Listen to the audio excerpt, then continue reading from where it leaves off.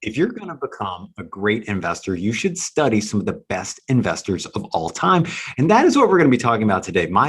Probably my all-time favorite investor. I mean, I like a lot, but Peter Lynch is a standout to me. And if you don't know who Peter Lynch is, he is this down-to-earth guy. He speaks in a real easy-to-understand language. He managed the Magellan Fund at Fidelity from 1977 to 1990, and he had an average annualized return rate of 29.2%. I mean, just absolutely blowing the socks off. I mean, this guy was one of the GOATs.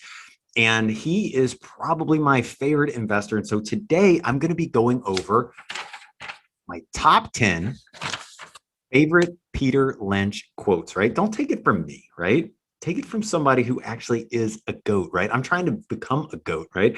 So we got to study the GOATs. So, hey, I'm Luke Downey. Here is another edition of Lessons with Luke. I just want to make you a better investor.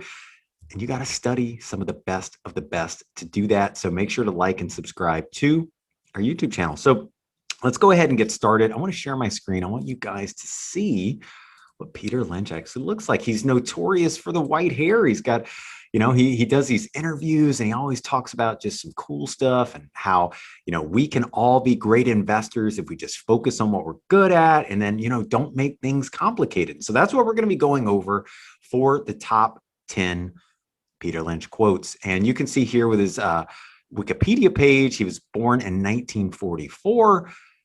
Obviously, he's made a bunch of money. He's a philanthropist now, but, he was at Fidelity for 13 years, right? So well over a decade. This guy is clocking just almost 30% annualized gains. And to do that, you have to be so special. So let's go ahead and get into my top 10 quotes. I think these were great quotes back then. They're great quotes today. And I think 30 years from now, they're still going to be relevant to investing. So here it goes. Number one, never invest in any idea you can't illustrate with a crayon. And that is so true. He all the time talks about how he made a bunch of money when he invested in Dunkin' Donuts. And his whole idea was, no matter what inflation rates are, no matter what is going on in China, no matter what is going on with lumber, people are still going to be drinking their coffee every single morning. And that is totally true. And you can illustrate it with a crayon, right? It's like they sell coffee. That's just super easy. Profitable business. He made a bunch of money. He loves to tell that story. And I love to tell it too because it's so cool. Number two, time is on your side when you own shares of superior companies. How often are investors, they get new to the markets and they want to, make money real quick. And you know what? You can get lucky, make 10%, 20% in a day or two. But if you're going to make like a 10 bagger, a 20 bagger, it's going to take years to do that. And so you just need to be focused on superior companies, buy great companies, and the stock usually will take care of itself over the long term.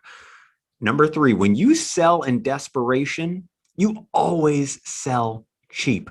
So remember that, people are worried about loss. They see, they buy a stock, maybe at 20 bucks, it goes down to 15. They're like, oh, how low can it go? Well, if you are owning a superior company, chances are the stock is going to bounce back at some point, right? And always remember, stocks go up, stocks go down. What you do in the meantime matters. So if you're going to be, sweating and worried all the time, you're going to be selling at lows. Generally, that is not a good way to make money over the long term. So when you sell in desperation, you always sell cheap. Love that. Love that. Number four, the key to making money in stocks is to not get scared out of them. How many times? I mean, you can look at some of these lessons with Luke that I've been doing for I don't know how many months, but look, there's always a reason to sell your stocks. There's always a reason to fear. There's never a reason to own it. There's never a reason to just hold it for a long time. And that is the key to making money, right? You want to be thinking long-term. You got to hold these stocks, you got to hold these great companies because great companies continue to be great over time. Number five, I think this one's really cool. Remember, things are never clear until it's too late. So think about that. If a stock's going to zero, right? Something's wrong with it.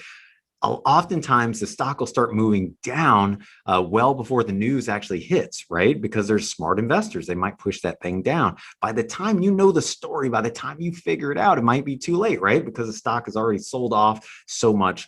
Probably not a good time to sell at that point. Same thing about a stock that has been on your radar, continues to go up, up and away, and you're like, why does this thing keep going up? Years later, you find out, oh, they invented this, or they're making a lot more money. And by the time you figure it out, that stock is probably up a lot. And so just remember, things are never clear until it's too late. Don't be late, okay?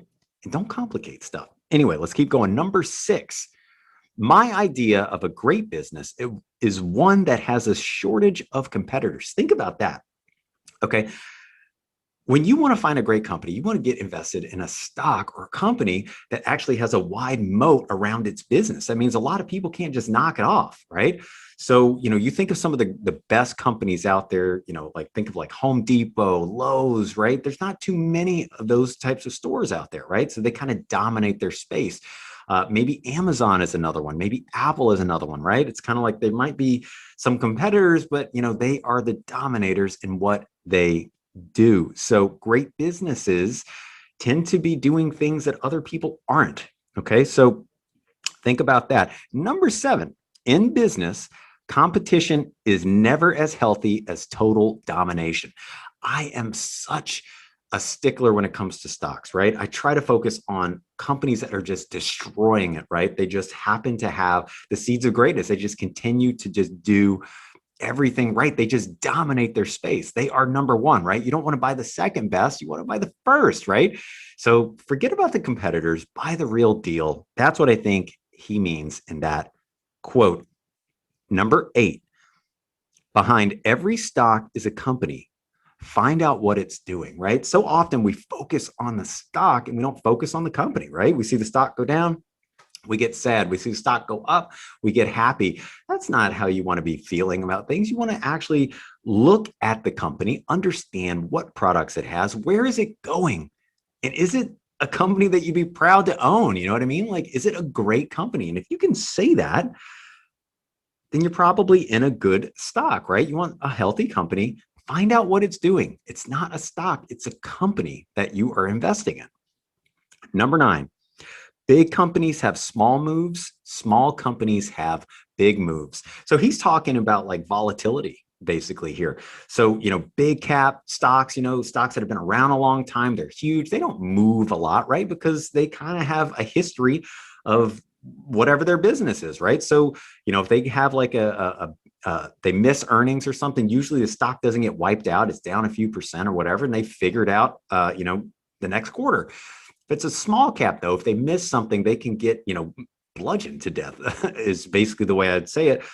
Think about that whenever you're investing in small caps or, more speculative names. They can move around a lot. You need to be aware of that whenever you're making your investments, right? You want to have a little bit in some small cap stocks, a little bit in some large cap stocks, just to kind of balance out a little bit for that volatility.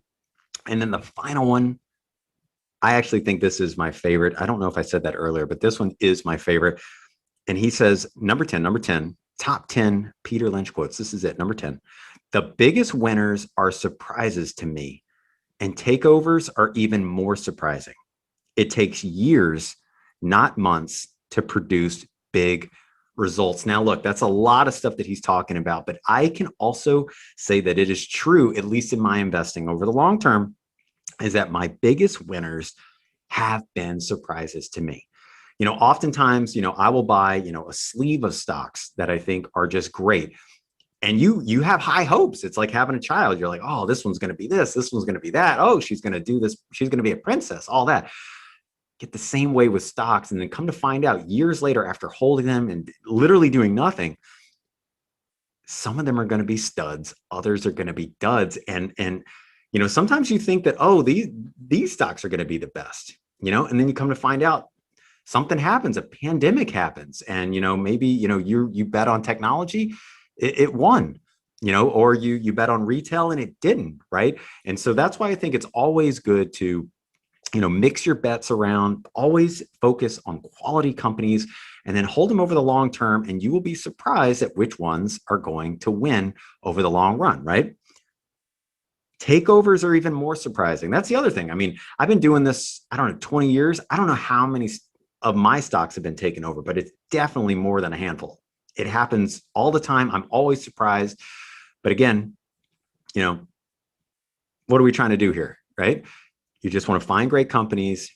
Takeovers are going to happen if you've been doing this a long time. And most of the time, you're going to be surprised, right? So we're not going to be buying stocks based on, oh, it could be taken over, it couldn't. That's for the birds. Don't worry about that. Be surprised, just like all of us and Peter Lynch, right? Let's be like Peter Lynch. And then also he says, finally, it takes years, not months, to produce big results. So often people are, thinking that, they're going to hit a home run over a day, over a week, over a month. It doesn't work like that. If it does, that's a little bit of luck. You really want to make big money in stocks, it takes a long time. And once that snowball gets going, it gets bigger and bigger and bigger. And before you know it, chances are you're going to be sitting on a mound of money. So this is it. This is your lessons with Luke today.